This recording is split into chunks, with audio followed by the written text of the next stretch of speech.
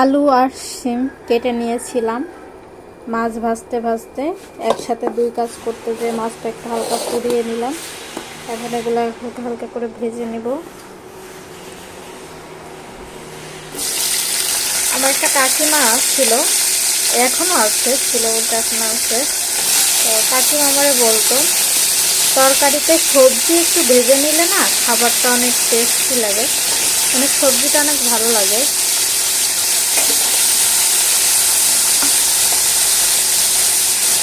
আমার মায়ের রান্নার একরকম ছিল, আমার কাকিমার হাতের রান্না একরকম ছিল।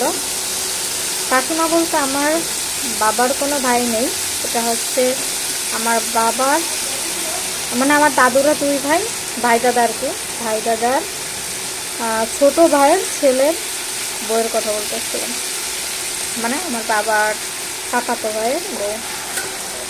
তো কাকিমার হাতের মাংসটা অনেক বেশি মিস করি। ও মা কোথায় যায়, ভিডিওর খপ করে মানে বুঝি না কোন দিক, ভিডিওর দিক তাকাতে যে এদিকে ফোনটি নিচের দিকে চলে যায়। তো এটা একটু ঢেকে ঢেকে ভেজে নিব।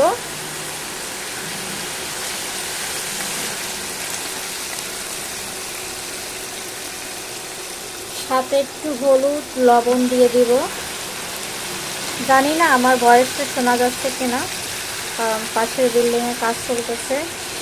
অনেকবার এই ভিডিওতে একই কথা বলেছি।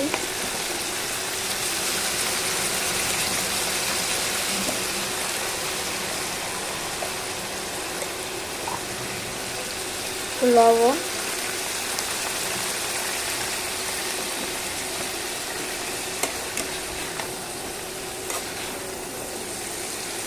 আর কয়েকটা দিন একটু কষ্ট করতে হবে এই বাসাটায়। এ বাসায় রান্নাঘরের স্পেস নাই।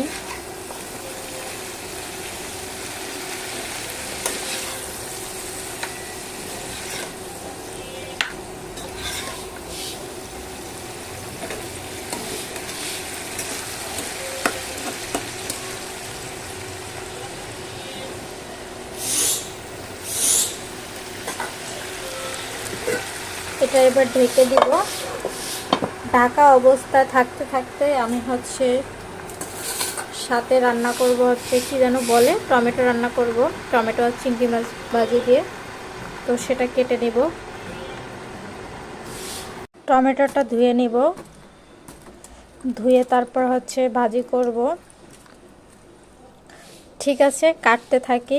যেহেতু আমার ক্যামেরার কোনো স্ট্যান্ড নেই, তার জন্য আর ভিডিও ক্লিপ নিতে পারবো না।